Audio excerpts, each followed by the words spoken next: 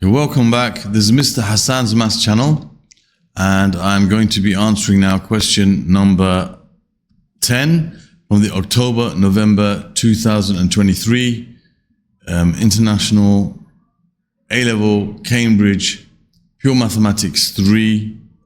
This is variant 2, paper 3, variant 2. And this question is about vectors. Let me just sort this view out 1 second. Okay, so this question is all about vectors, and we are told that the equations of the lines L and M are given by these two. So this is the equation of the line L, which is r equals 3 minus 2, 1 plus lambda 1, 1, 2, and M is r equals 6, negative 3, 6 plus mu, negative 2, 4, and C. Okay, so where C is a positive constant, it is given that the angle between L and M is 60 degrees. Find the value of C. Okay, so the angle between two vectors is given by a formula, and that formula is that the cosine of the angle between them is equal to the dot product of the two vectors over the product of their magnitudes. That will give you the cosine of the angle between the two vectors. So we have two lines. We have line L and M. Okay, so I'll just make a sketch here. Of course, it's three-dimensional. You can't make this very accurate. So I'm going to draw L and M. I'm going to assume that they intersect. Anyway, so they must intersect. The angle between them is 60 degrees anyway. That's L and M. Okay, so they've told us the angle between these two vectors is 60 degrees. This angle is 60 degrees. Okay, now to find the angle between them, as I said, you need to have these vectors. But what part of these vectors do we use? Now, the part of the components of the vector equation of a straight line, you have two parts of it. You have one part here, which I'll put in this other color, is what's called the position vector. So this is the position vector of a point on the line. So these two are both position vectors. So this is, for example, could be some point on this line, for example, over here. Okay, so this is a point on line M. And this could be a point on line L. Okay, so this would be this point, and this, for example, could be this point, just like, for example. And this vector here represents the direction in which the line is moving. The direction of the vector. This is parallel to the vector. So the part that's associated with the parameter that's multiplied by the parameter lambda or mu, whatever, that is the direction. So this is the direction vector of these two vectors. These parts are the direction vectors. And those are what we have to be concerned with when we are thinking about the direction or the angle between two vectors, because it's the direction that determines that. So when we write down what A and B are, so vector A, I should call it the direction vector of one of the vectors. So 1, 1, 2. And vector B is the direction vector from the other vector, which has got a part missing, which we have to find. And that is negative 2, 4, and C. Negative 2, 4, and C. And we need to have a few things here. We need to know the magnitude of vector A, and we need to know the magnitude of vector B. So I've decided to call this one A. So the magnitude of this vector is basically the square root of the square of all the components. So 1 squared plus 1 squared plus 2 squared, that's going to be 1 plus 1 plus 4, that's root 6. And the magnitude of B is going to be 2 squared plus 4 squared plus C squared, which is going to be 4 plus 16, which is 20, plus C squared. So root 20 plus C squared is the magnitude of B. And we also need to know the dot product of these two vectors.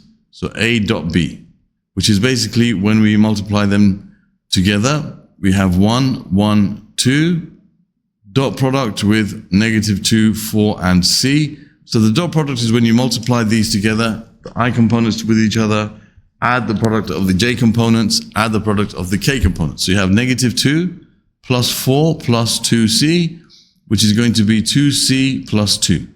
So that is the dot product of those two. So we can put them together and we can say that the dot product over the product of the magnitudes is equal to cosine theta. So putting that all together, we know that cosine, that theta is 60 degrees. So we can say A dot B, which is 2c plus 2, over the magnitude of A, which is root 6, times the magnitude of B, which is 20 plus c squared, is equal to cosine of 60 degrees.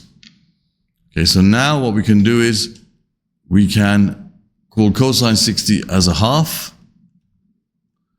All right, that's what cosine 60 is. And we've got 2c plus 2 over, and I'll write this under one big square root, 6 times 20 plus c squared. So now what I can do is I can get rid of the square root. I can square both sides. Okay, if I square both sides of this, I end up with, in fact, before I do that, I'm going to do something else. I'll first try to simplify a bit more. So what I'll do is I'll multiply both sides by 2. So that's going to be 2 times 2c plus 2 is equal to the square root of 6 times 20 plus c squared. To make life easier here, I'll take out another 2 from this common factor. This becomes 4 times c plus 1. I'm just trying to make my calculations easier later. That's the same thing as this exactly. Equals the square root of 6 times 20 plus c squared. Now, if I square both sides, this becomes 16. And this becomes c squared plus 2c plus 1 equals 6 times 20 plus c squared. Okay, do I have space? I'm going to just, I know I really shouldn't do this. I'm going to just use the space over here. Really, you should go to the last page and carry on there where it says, you know, if you need extra space.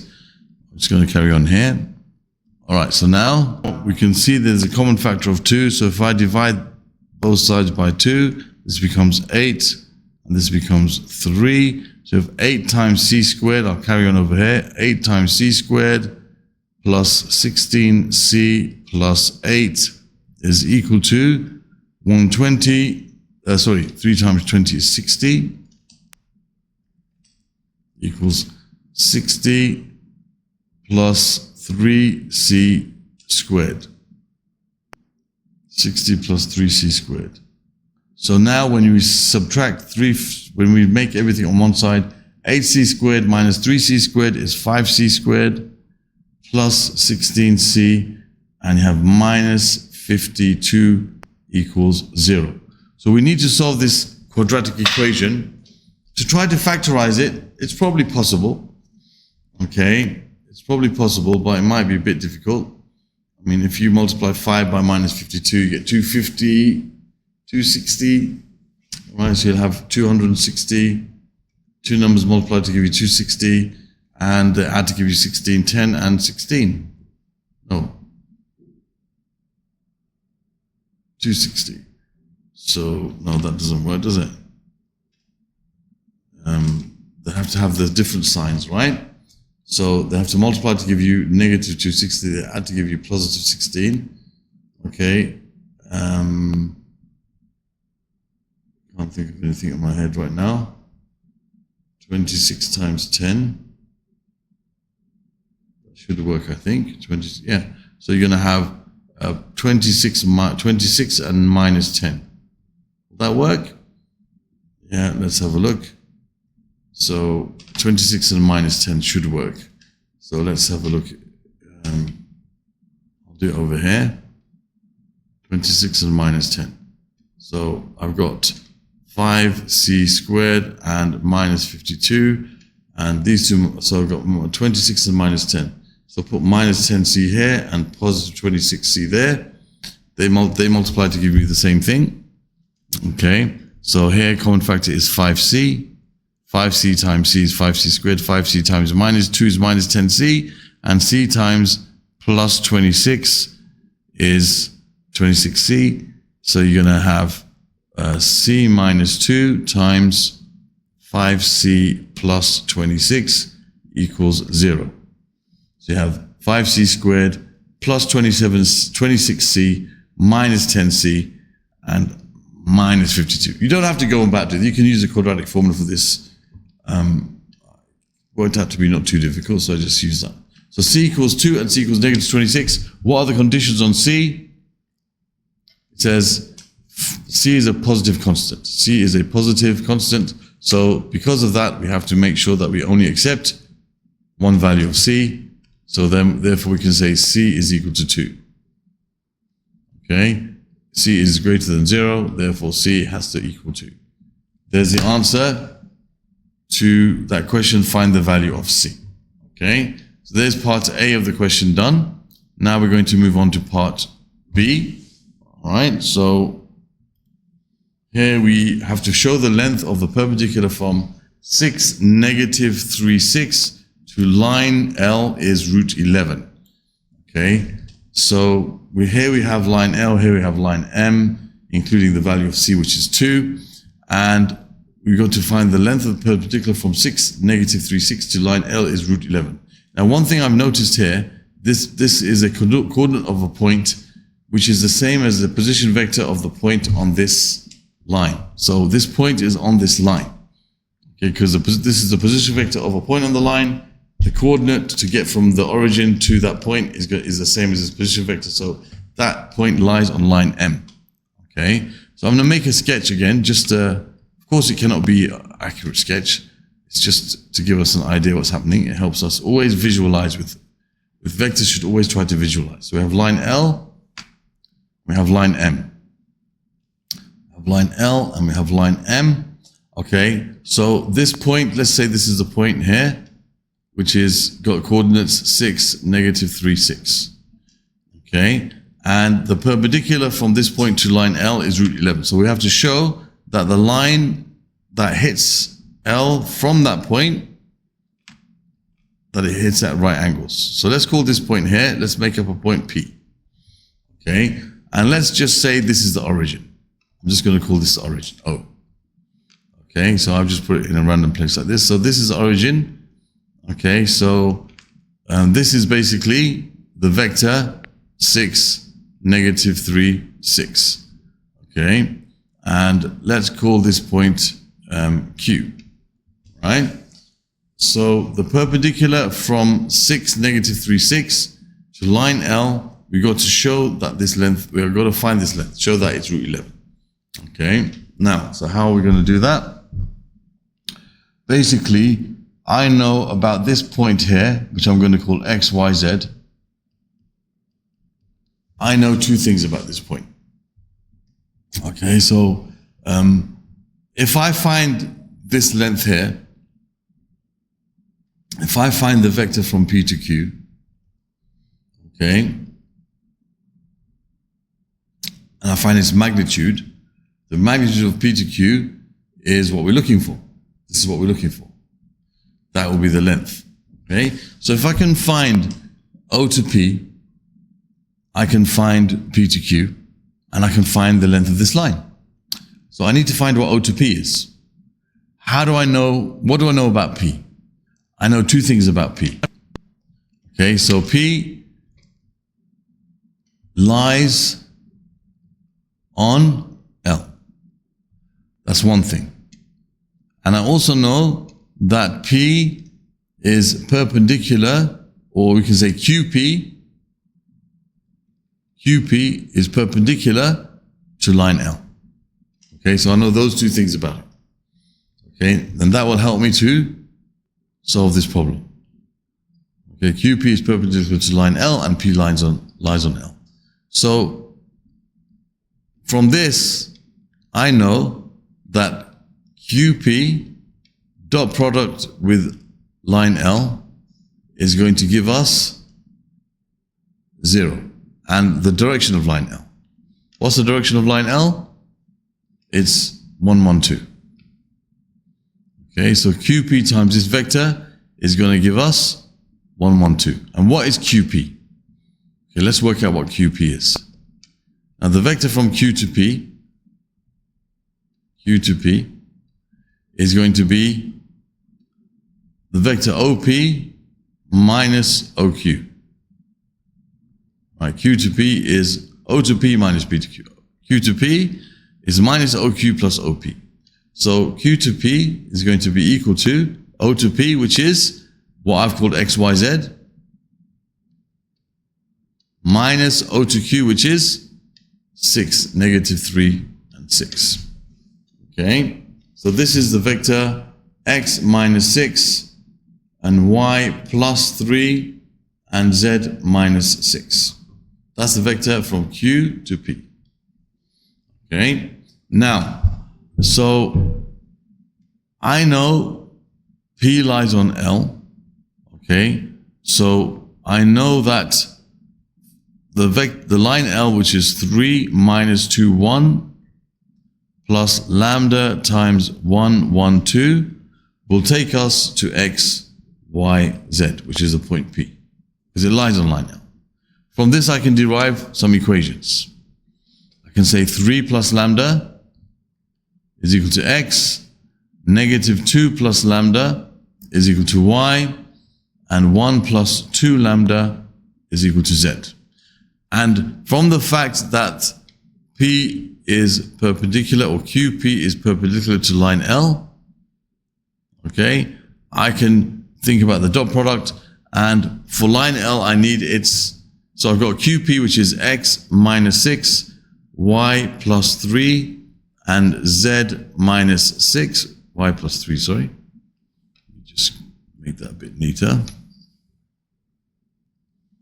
So I know that the vector x minus 6, y plus 3, and z minus 6, dot product with our vector from our line L, which is 1, 1, 2. We just need the direction of it for the dot product.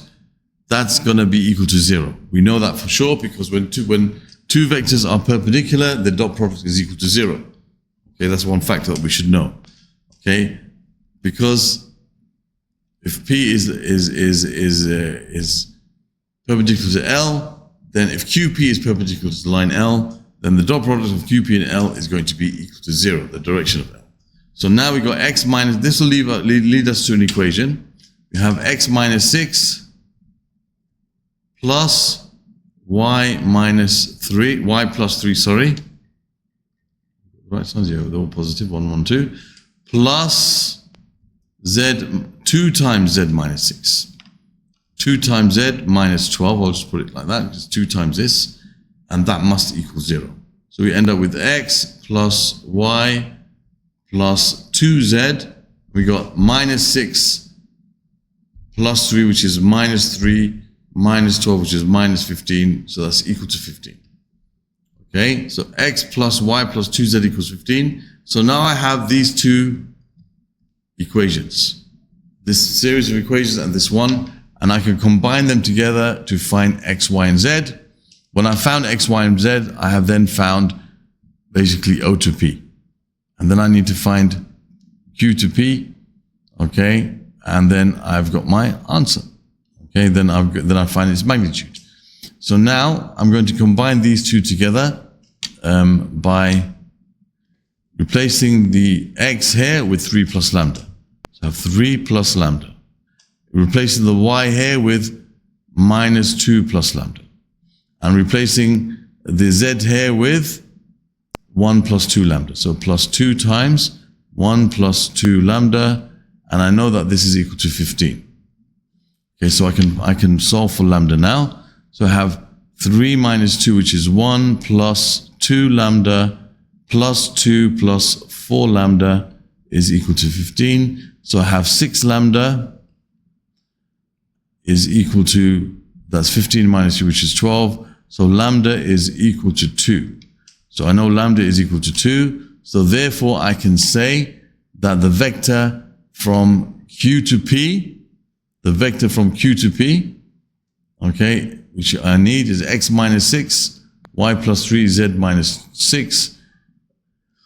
Okay, before that I need to find what x, y, and z are. Okay, if lambda is equal to 2, then I can say x is equal to 3 plus 2, which is equal to 5, and y is equal to minus 2 plus 2, which is equal to 0, and z is equal to 1 plus 2 times 2, which is equal to 5. Okay, so 5, 0, 5 is our vector which is our vector from O to P. Okay, so O to P is equal to 5, 0, 5, and we want to find Q to P. Okay, as we know, Q to P is this vector here, x minus 6. So you're going to have basically 5 minus 6, 5 minus 6, and you're going to have 0 plus 3, and you're going to have z minus 6, so 5 minus 6 again. So you end up with minus 1 and 3 minus 1. That's the vector Q to P. So now we can say the magnitude of Q to P, which we're looking for, is equal to the square root of 1 plus 9 plus 1, which is root 11, which is what we had to show. So we see we've got the right answer. Okay, that's a bit of a long question, but we got there in the end. Okay, just write this a bit neatly now. So that's equal to the square root of 11. Okay, so that's as required. So we can see what we've done here. I don't know if there might be an easier way of doing this actually, but I mean, we could have used the fact that this angle is 60 degrees. Okay, we could have used that actually. That's another way of doing it. I'm using a vector method. There's also other ways. This is 60 degrees, and this is the point where they intersect, which we don't know. Do you know any other length from this? I mean, I guess we could have found where they intersect and then found this length. That's also a bit of hassle. What other way could we have done that? We just know this angle. I don't think is an easier. We could find where they intersect. That's another way, by equating these two and then finding the point of intersection, then finding the magnitude of that length, and then using this right angle triangle. But I think that's equally as much hassle as what I've done. So I think it's perfectly fine what I did. And we see we got the right answer. So basically what I did was I said for P, we know two things. First of all, they asked us to find the length of the perpendicular from this point, which we know is on line M, to line L. We want to show that that length is root 11. Okay, so I joined that to that line. I just chose a point on this line. I called it Q, which is where that point is. And then I joined it to the line L with a right angle. So I know two things about this point now, which is a point which joins Q to this line at right angles. I call this P. So this point P, I know two things about it. It lies on line L, so it satisfies the equation of line L. So if I call this XYZ, okay, the vector from O to P is then XYZ, there will be a value of lambda that takes us to this point. Okay, and I also know that the vector from Q to P and the vector, or the direction of line L, are perpendicular. So the dot product of Q to P and the direction of line L will give us 0. And using those two facts, those two pieces of information, I formed some equations, okay, from the fact that the point lies on the line, from the fact that the dot product is 0, and then I combine those equations together to find the value of lambda, basically telling us, how to get to P, how to get from O to P. Once I know how to get from O to P, I can find the vector from Q to P, and I can find its magnitude, which is exactly what I did, and I got the right answer. It says show that length is root 11. So, slightly tricky question, but it's quite common to have questions like this, where you have to use the fact that a point lies on the line and the fact that that point and another point together are perpendicular to that line. And this is one way of how to go about doing this. Okay, so I hope that was clear. Thank you for watching. Other questions from this particular paper you'll find in the playlist on the top right of the screen at the end of the video. Other questions from the topic of vectors from P3 of Cambridge you'll find in the playlist on the bottom right. Other questions from vectors from my P4 collection of Edexcel, which are very similar, you'll find in the playlist over here. You can subscribe to the channel by clicking on this link. Thank you for watching and see you soon.